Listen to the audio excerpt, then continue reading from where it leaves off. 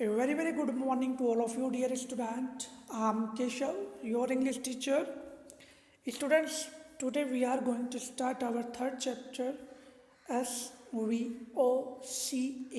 where S stands for subject, V stands for verb, O stands for object, C stands for complement, A stands for adverbial. Okay. S का मतलब subject, we का मतलब verb, ओ का मतलब object, सी का मतलब complement और ए का मतलब एडवर्बियल। मीन्स एक जो सेंटेंस होता है उसमें हम सब्जेक्ट का भी यूज करते हैं, वर्ब का भी यूज करते हैं, ऑब्जेक्ट का भी यूज करते हैं, कॉम्प्लीमेंट का और एडवर्बियल का भी यूज करते हैं। फॉर एग्जाम्पल के तौर पर नीचे जो सेंटेंस दिए हुए हैं इनको आपको रीड आउट करना है और इन सेंटेंस के थ्रू हम पता करेंगे कि सब्जेक्ट क्या होता है, वर्ब क्या होता है, ऑब्जेक्ट, कॉम्प्लीमेंट और एडवर्बियल क्या होता है। Grow through the following sentences carefully. ठीक है, आपका फर्स्ट सेंटेंस है Sita is a good girl, जहाँ पर सीता के नीचे मतलब कि सीता जो वर्ड है, जो नाउन है, उसके नीचे अंडरलाइन है। दूसरा सेंटेंस में द सन के नीचे अंडरलाइन है। थर्ड वाला सेंटेंस माय एल्डर ब्रदर के नीचे अंडरलाइन है और फोर्थ वाला सेंटेंस इट के नीचे अंडरलाइन है। Look, Sita is a good girl, ये सेंटेंस आपका अफर्मेटिव है। अफर्मेटिव सेंटेंस आप जानते होंगे, अफर्मेटिव सेंटेंस की पहचान होती है कि सेंटेंस आपका सब्जेक्ट से स्टार्ट होगा और लास्ट में फुल स्टॉप का यूज किया जाएगा।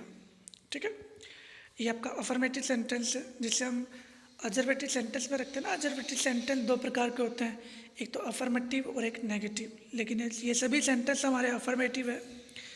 और यहाँ पर पहला वाला सेंटेंस में दिया हुआ है Sita is a good girl और सीता के नीचे अंडरलाइन है। ठीक है, और सब्जेक्ट के बाद में हम वर्ब का यूज करते हैं। वर्ब हमारे यहाँ पे क्या है, इज़। तो वर्ब से पहले किसका यूज किया जाता है, सब्जेक्ट का। सब्जेक्ट कौन कहलाता है, कार्य करने वाला या फिर जिसके बारे में बात की जा रही हो वो सब्जेक्ट कहलाता है। सीता एक अच्छी लड़की है, यहाँ पर अच्छी लड़की कौन है, सीता, तो सब्जेक्ट क्या हुआ, सीता। सेकेंड वाला देखिए, the sun rises in the east, सूर्य उगता है कहाँ पर, ईस्ट में। ठीक है, तो यहाँ पर कौन उगता है ईस्ट में, सूर्य। तो यहाँ पर जो सब्जेक्ट है वो है दी सन और राइजेज ये वर्ब है। ठीक है, मेन वर्ब है ये, और मेन वर्ब से पहले सब्जेक्ट का यूज किया जाता है अफर्मेटिव सेंटेंस में। थर्ड वाले देखिए, my elder brother lives in Jaipur, मेरा भाई जो मेरा एल्डर ब्रदर है वो रहता है कहाँ पर, जयपुर में। तो यहाँ पर देखिए माई एल्डर ब्रदर, अब आपको लग रहा है कि ये सब्जेक्ट माई होना चाहिए केवल, लेकिन आप पढ़िए सेंटेंस को, लिव्स, लिव्स क्या है, वर्ब, और अफर्मेटिव सेंटेंस में वर्ब से पहले जो भी सब्जेक्ट के लिए दिया हुआ है वो सब सब्जेक्ट कहलाते हैं। यहाँ पर माई प्रोनाउन है, एल्डर ब्रदर एक एडवर्ब के साथ में ब्रदर का सब्जेक्ट का यूज किया गया है। सो यहाँ पर माई एल्डर ब्रदर एक सब्जेक्ट है। और फोर्थ वाला सेंटेंस देखिए, it is very cold today, यहाँ पर इज आपकी हेल्पिंग वर्ब है और हेल्पिंग वर्ब से पहले सब्जेक्ट इट हमारा यहाँ पे दिया हुआ है, तो इट क्या है, सब्जेक्ट। अब देखिए, यदि हमें किसी भी सेंटेंस के बारे में, सेंटेंस में सब्जेक्ट के बारे में पता करना होता है तो इन दैट केस हम WHO हु का प्रयोग करके या फिर WHOM इसका प्रयोग करके, हुम का प्रयोग करके हम सब्जेक्ट के बारे में जानकारी प्राप्त कर सकते हैं। जैसे कि फर्स्ट सेंटेंस में देखिए, Sita is a good girl, अब मैं यहाँ पे हु का प्रयोग करके मैं ये पता कर सकता हूँ कि सब्जेक्ट कौन है, who is a good girl, एक अच्छी लड़की कौन है, सीता। तो सब्जेक्ट के बारे में पता चल चुका है हमें कि सीता यहाँ पर सब्जेक्ट है।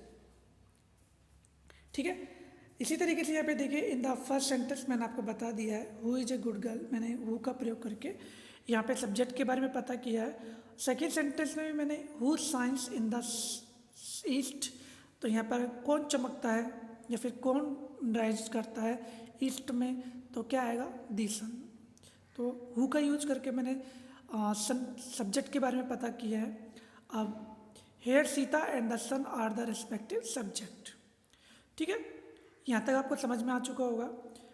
The doer of the action is said to be the subject of a sentence, मतलब कि डूअर ऑफ द एक्शन मतलब कि कार्य को करने वाला जो होता है वो यहाँ पर क्या कहलाता है, सेंटेंस कहलाता है।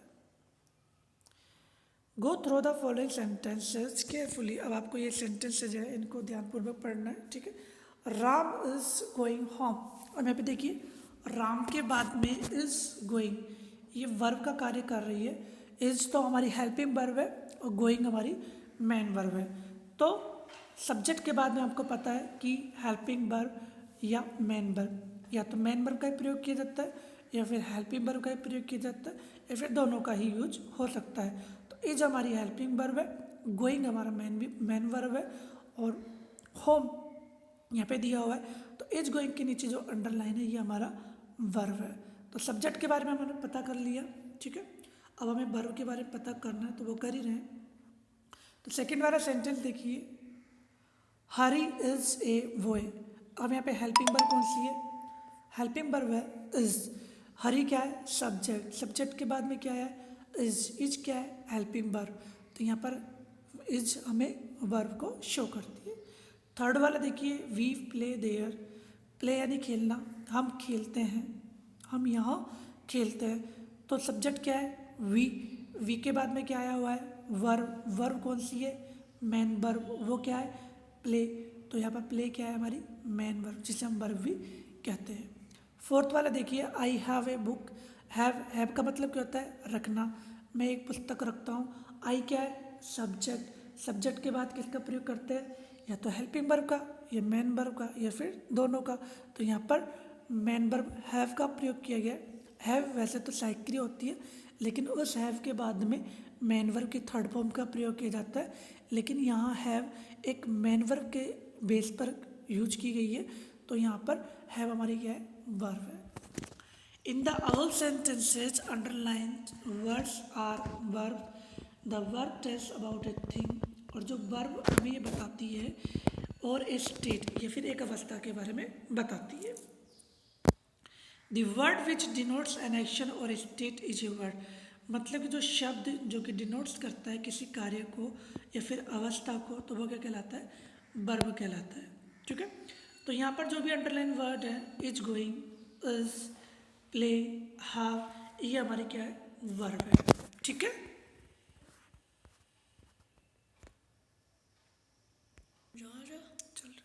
तो आज हमने सब्जेक्ट और वर्ब के बारे में स्टडी किया है। ठीक है, एक बार इनको अच्छे तरीके से समझने की कोशिश कीजिएगा। वापस मैं आपको रिपीट कर रहा हूँ कि अफर्मेटिव सेंटेंस में आपकी पहचान क्या होती है। अफर्मेटिव सेंटेंस में जो नाउन होता है वो कैपिटल लेटर से स्टार्ट होगा और लास्ट में फुल स्टॉप दिया होता है। ठीक है, जैसे कि यहाँ पे फुल स्टॉप दिए हुए हैं, घर के जब बाद में देखिए एक बिंदु दिया हुआ है, एक पॉइंट सा दिया, वो आपका फुल स्टॉप है। तो अफर्मेटिव सेंटेंस की पहचान यही होती है। और अफर्मेटिव सेंटेंस में सब्जेक्ट के बाद वर्ब का यूज किया जाता है। ठीक है, सब्जेक्ट कौन सा होता है, सब्जेक्ट डूअर होता है जो कि कार्य करने वाला होता है। और सब्जेक्ट के बारे में यदि हमें पता करना हो तो हम हु या हुम का प्रयोग करके हम सब्जेक्ट के बारे में पता कर सकते हैं। इसी तरीके से वर्ब के बारे में हमने पढ़ा, सब्जेक्ट के जस्ट बाद में वर्ब का यूज किया जाएगा, चाहे वो हेल्पिंग वर्ब हो, चाहे वो मेन वर्ब हो, या फिर दोनों एक साथ भी आ सकती है। ओके, वर्ब तक हमने कंप्लीट किया है। नेक्स्ट हम ऑब्जेक्ट, कंप्लीमेंट और एडवर्बियल कंप्लीट करेंगे। सो प्लीज़ पहले आप एक बार इनको रीड आउट कर लीजिएगा। ठीक है, कहीं पे भी कोई भी प्रॉब्लम आ रही है समझने में, in that case please please please आप एक बार इसे समझने की कोशिश कीजिएगा। समझ में नहीं आ रहा हो, प्रॉब्लम नोटबुक में नोट डाउन कर लीजिएगा। Thank you, thanks a lot of you.